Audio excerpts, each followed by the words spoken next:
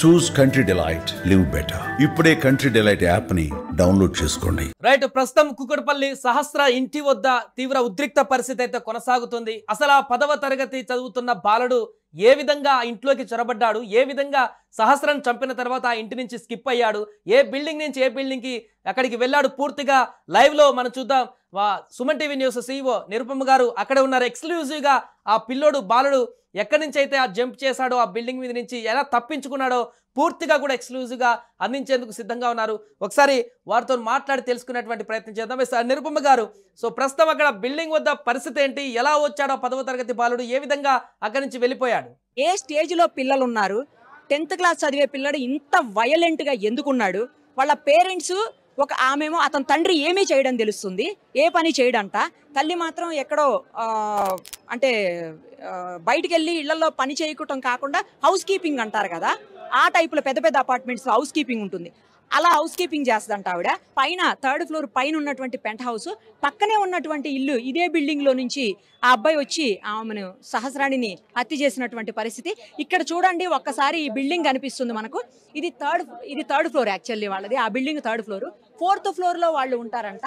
ఆ 4th floor నుంచి ఆ అబ్బాయి 3rd ఫ్లోర్ లోకి వచ్చి 3rd ఫ్లోర్ లో నుంచి చాలా ఈజీ యాక్సెస్ ఉంది. ఒకసారి మీరు చూడండి, అక్కడి నుంచి ఇక్కడికి ఈజీగా జంప్ చేయొచ్చు. చిన్న పిల్లలు కూడా జంప్ చేసేదానికి అంత గ్యాప్ ఉంది, ఎందుకంటే ఎక్కడా కూడా పెద్ద ఎక్కువ గ్యాప్ ఉన్నటువంటి పరిస్థితి లేదు. సో ఈజీగా ఇందులోకి వచ్చేటువంటి పరిస్థితి. 4th లో నుంచి 3rd లోకి వచ్చి 3rd లో నుంచి బిల్డింగ్ లోకి వచ్చాడు అనమాట. వచ్చి ఆ తర్వాత ఇక్కడి నుంచి ఇటు సైడు ఆ అమ్మాయి వాళ్ళ ఇంట్లోకి వెళ్ళినటువంటి పరిస్థితి. సో ఇప్పుడు మనం చూస్తున్నాం కదా, ఇక్కడ ఇదే బిల్డింగ్ లోకి ఆ అబ్బాయి ఎంటర్ అయ్యి ఆ తర్వాత లోపలికి వెళ్ళి అక్కడ దేవుడి దగ్గర ఉన్నటువంటి డబ్బులు తీసుకుని ఒక్కసారి లోపలికి చూడొచ్చు. ఇదిగో ఇదే బెడ్ మీద, ఇప్పుడు ఏ బెడ్ అయితే మీరు చూస్తున్నారు అదే బెడ్ మీద ఇంకా రక్తపు మరకలు కూడా కనిపిస్తున్నాయి, చూడొచ్చు.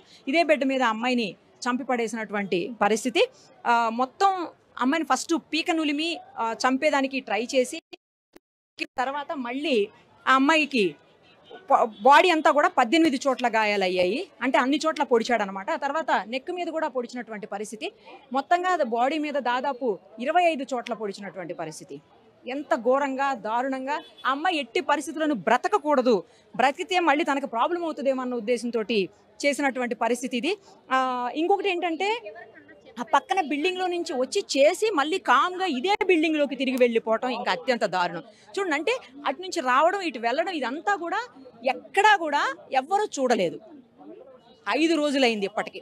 ఈ రోజు మాత్రం అది కూడా పోలీసులు టెక్నికల్ ఎవిడెన్స్ మీద ఆధారపడి, టెక్నికల్ ఎవిడెన్స్ తోటే ఈరోజు ఐడెంటిఫై చేయగలిగారు. అది కూడా అతను వాడేటువంటి ఫోను, అంటే ఆ పిల్లోడు ఫోన్ వాడతాడంట. సో ఆ ఫోను సిగ్నల్స్ని ఆధారంగా తీసుకొని, తర్వాత సీసీ కెమెరాస్లో ఫుటేజ్ని తీసుకొని, చుట్టుపక్కల మొత్తంగా 100 కెమెరాలు 100 సీసీ ఫుటేజ్లు తీసుకున్నారు పోలీసులు. మొత్తంగా 100 ఫుటేజ్ని సేకరించారు. అందులోంచి అనాలిసిస్ చేసి ఆ తర్వాత టెక్నికల్గా ఫోన్ సిగ్నల్స్ని ఆధారంగా చేసుకొని, ఆ తర్వాత మొత్తానికి ఎట్టకేలకు కేసు మిస్టరీని ఛేదించి అబ్బాయిని అరెస్ట్ చేశారు. తల్లిదండ్రులందరినీ కూడా ఇప్పుడు డీసీపీ ఆఫీసులో ఇంట్రాగేట్ చేస్తున్నారు. మొత్తం అందరూ అక్కడే ఉన్నారు. కానీ చాలా రూడ్గా బిహేవ్ చేస్తున్నాడు ఆ అబ్బాయి అని చెప్తున్నారు.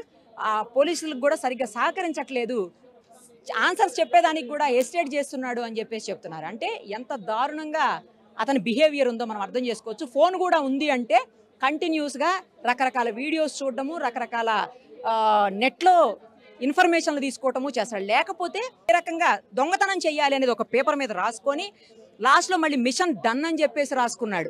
ఎలా రావాలి, ఎలా పోవాలి, ఎలా దొంగతనం చేయాలి. బిల్డింగ్ నుంచి ఈ బిల్డింగ్లోకి రావడానికి యాక్సెస్ ఈజీగా ఉండటం వల్లే, బిల్డింగ్ దగ్గరగా ఉండటం వల్లనే మెయిన్ అబ్బాయి లోపలికి ఈజీగా రాగలిగాడు. తిరిగి వెళ్ళిపోవడం కూడా మళ్ళీ ఇటు నుంచి వెళ్ళినటువంటి పరిస్థితి, ఎందుకంటే ఈజీగా రైలింగ్ కూడా ఉంది. ఆ రైలింగ్ని పట్టుకొని అటు వెళ్ళిపోవచ్చు.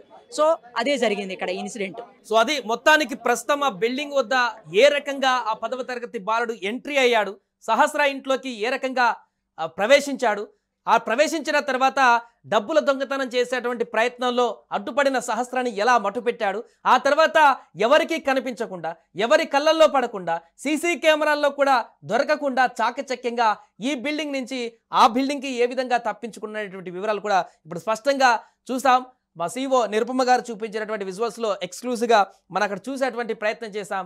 సో అక్కడ ప్రస్తుతం అయితే స్థానికులందరూ కూడా అక్కడికి చేరుకున్నారు. ఆ బాలుడు ఇంత దారుణానికి తెగబడ్డా, ఈ రకంగా ఇంత ప్లాన్ ప్రకారం వ్యూహాత్మకంగా ఇంత దారుణానికి ఒడిగట్టాడా అనే వివరాలను కూడా అక్కడ స్థానికులందరూ కూడా సేకరిస్తున్నారు. ఆ బిల్డింగ్ వద్ద ఏ రకంగా మర్డర్ ప్లాన్ వేశాడు, ఏ రకంగా ఇంట్లోకి దూరాడు, ఏ రకంగా పోలీసులకు ఇన్ని రోజులు తెలియకుండా తప్పించుకోగలిగాడు, వీటన్నిటి వివరాలు తెలుసుకుంటూ విస్తుపోతున్నారు. వారు చూసినటువంటి ఈ ఘటనని జీర్ణించుకోలేకపోతున్నారు. ఆగ్రహావేశానికి లోనవుతున్నటువంటి సందర్భం మనకు కనిపిస్తుంది. చాలా మంది స్థానికుల కాలనీ నివాసులందరూ కూడా అక్కడికి చేరుకుంటున్నారు. వారి ఆగ్రహం కట్టలు తెంచుకుంటుంది. 4 రోజులుగా వారికి నిద్ర లేదు. పక్కింటి వాళ్ళందరూ కూడా ఒక వేదన, ఇవన్నీ కూడా కొనసాగుతున్నటువంటి సందర్భం నెలకొంది. ఎవరు చంపారు సహస్రని పనులు కూడా వచ్చినటువంటి సందర్భంలో ఇప్పుడు మాత్రం ఎట్టకేలకు 10వ తరగతి బాలుడు చంపాడని బయటికి రావడం, ఆ బిల్డింగ్ నుంచి ఏ రకంగా ఎంట్రీ ఇచ్చి ఏ రకంగా తప్పించుకునేటువంటి వివరాలు కూడా స్పష్టంగా బయటికి రావడంతో ఒక్కసారిగా అక్కడ తీవ్రమైనటువంటి భావోద్వేగ సన్నివేశాలు అయితే కొనసాగుతున్నాయి ఆ కుటుంబ సభ్యులలో. సుమన్ టీవీలో మీ పర్సనల్ అండ్ బిజినెస్ ప్రమోషన్స్ కోసం కింది నెంబర్కి కాంటాక్ట్ చేయండి.